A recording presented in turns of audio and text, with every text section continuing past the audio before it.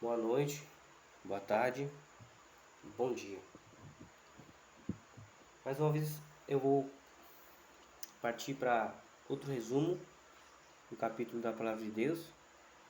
Hoje a gente vai falar sobre a carta universal do irmão de Jesus, Tiago, né? Assim como Judas, Tiago também se converte à fé cristã quando Jesus aparece após a sua ressurreição àqueles 500 lá em Jerusalém. Então, com essa aparição do Cristo ressuscitado, Tiago, né, e Judas também, sendo irmãos de Jesus, eles reconhecem a Cristo como o Senhor, soberano, Filho de Deus, o Messias. Essa carta foi escrita por volta de 44 a 40, entre 44 e 45 depois de Cristo, logo após o Concílio de Jerusalém. Essa carta universal e foi escrita aos religiosos, né, aos cristãos judeus, que haviam se espalhado pelas províncias romanas por motivo da perseguição judaica, perseguição religiosa judaica, contra os judeus cristãos. Houve uma diáspora, então. Foi assassinado Tiago, o apóstolo, o discípulo de Jesus, e outro também foi assassinado nessa diáspora, né? Então, basicamente, quem sobrou foi Tiago, filho de Maria, irmão de Jesus, para comandar essa parte dos cristãos judeus. Então, é uma carta universal dirigida a esse tipo de pessoas, por isso que ela tem um tom bem judaico. Ele cita muitas palavras dos livros de folclore e de sabedoria, principalmente do livro da sabedoria dos judeus, livro apócrifo. Então, esse livro ele tem 27, esse capítulo 1, a carta universal de Tiago, ele tem 27 versículos. E ele é dividido basicamente em duas seções. Seção do versículo 2 ao 18, que aborda o tema das aprovações e o seu fim na vida cristã, qual o propósito das aprovações na vida cristã e as tentações. A outra parte que ele aborda é a prática da palavra de Deus na vida cristã. Ele vai caracterizando, vai mostrando marcas sobre esses dois temas. Sobre os versos 2 ao 18, de forma resumida, né, existem vários tópicos, os quais são: primeiro, ele vai falar sobre as aprovações servem como aperfeiçoamento na vida cristã. As aprovações, momentos difíceis de tribulação, momentos que somos tentados, né, a abandonar a vida correta da vida da fé cristã. Outra coisa que ele fala sobre que para termos sabedoria,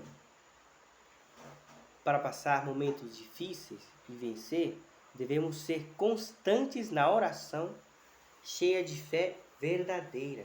Se a gente não tem uma fé verdadeira no sentido das escrituras, da interpretação correta, do estudo da palavra de Deus, do que a palavra de Deus fala, não que a nossa intuição tenta pôr sobre a palavra de Deus. É o contrário. A nossa intuição, o nosso senso comum deve subjugar-se, né, à palavra de Deus. Isso que é uma fé verdadeira. A fé em Cristo, a fé no Filho de Deus, a fé no Deus Todo-Poderoso. Uma fé viva, verdadeira, correta, né? E devemos ser constantes na oração. Constantes na oração. E, inclusive, esse texto fala que para a gente passar momentos difíceis, deve ter sabedoria. E a gente tem que ser constante na oração, na petição de sabedoria. Só assim a gente vai estar preparado para passar por momentos difíceis, né? Outra coisa que ele aborda, esse 2 ao 18, do versículo 2 ao 18, fala: quando o abatimento dos recursos quando há abatimento dos recursos, os seres humanos tendem a ser dependentes e reconhecem esse fator nas suas vidas. Quem tem carência de recursos, carência de saúde, quem constantemente está nessa situação, né, por via de regra, esse tipo de gente tende a reconhecer a sua pequenez, a sua necessidade, a sua pobreza, digamos assim, e passa a depender mais de Deus. Então, por isso que o apóstolo Tiago lhe fala aqui que aquela pessoa que está abatida se exalte, porque nesse abatimento que Deus se agrada, nesse estado de humildade, de dependência dele, é que Deus se agrada. E ao contrário, quando as pessoas estão abastecidas, quando as pessoas estão super confortáveis, tendem a ser independentes. Dizem elas, tendem a se afastar de Deus, independentes de Deus. Tendem a se afastar. Sou o suficiente, não preciso de mais de oração, não preciso de mais nada. Então, isso é errado, né? Os que são tentados e não caem na dependência e ao amor ao dinheiro e aos bens, às riquezas, receberão, então, no dia final, a coroa da vida eterna.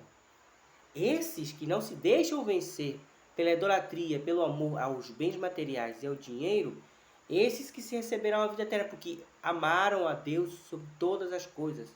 O amor deles esteve focado em Deus, né? Em Jesus, não nos bens materiais. Esse é uma coisa muito marcante na epístola de Tiago, né? Epístola universal. Outro fator, os mecanismos, os atores e os resultados da caída em tentações.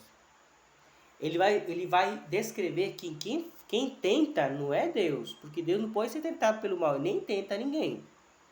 Deus ele traz provações para provar e para aperfeiçoar os eleitos, os seus filhos, que nasceram de novo. Aquele que tenta é o tentador, é o Satanás, é o inimigo.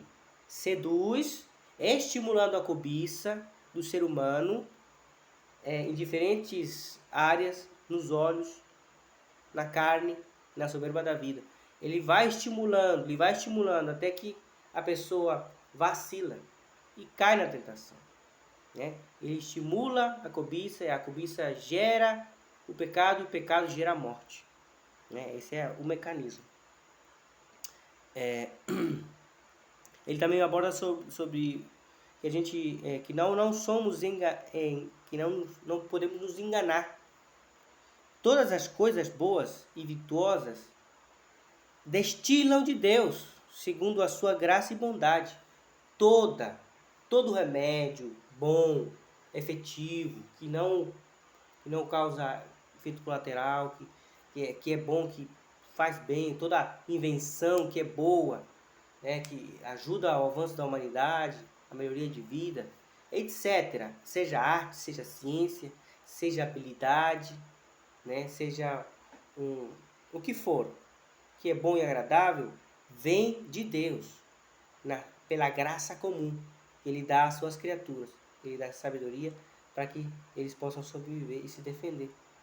Toda boa dádiva. A gente não pode se enganar.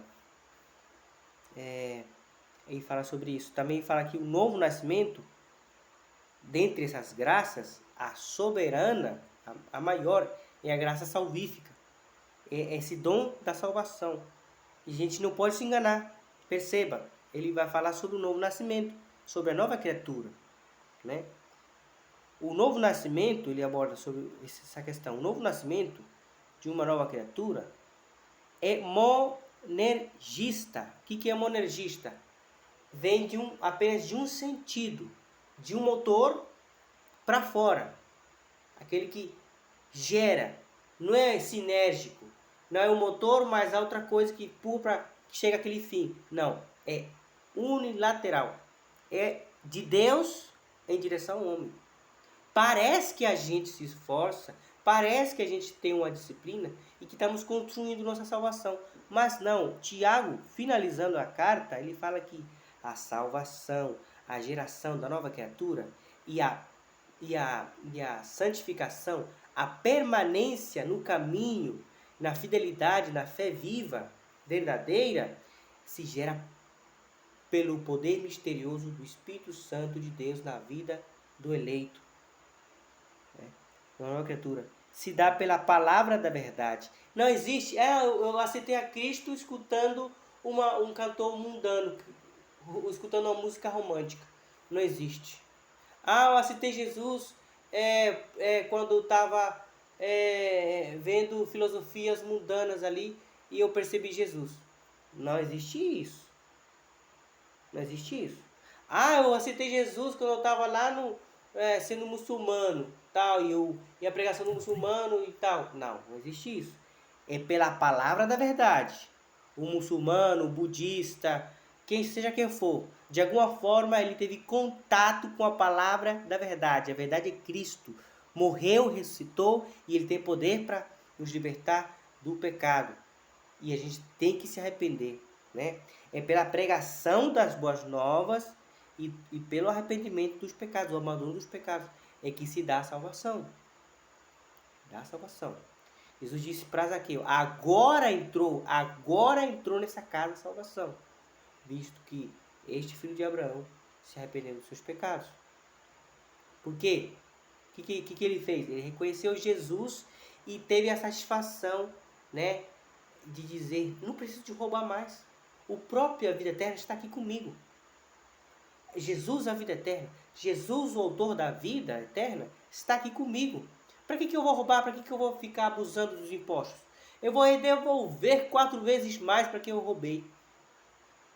Aí Jesus ele fala, agora entrou a salvação nessa casa. Perceba a fé viva, perceba a confissão em que Jesus é o Senhor, Jesus é o Filho de Deus, né?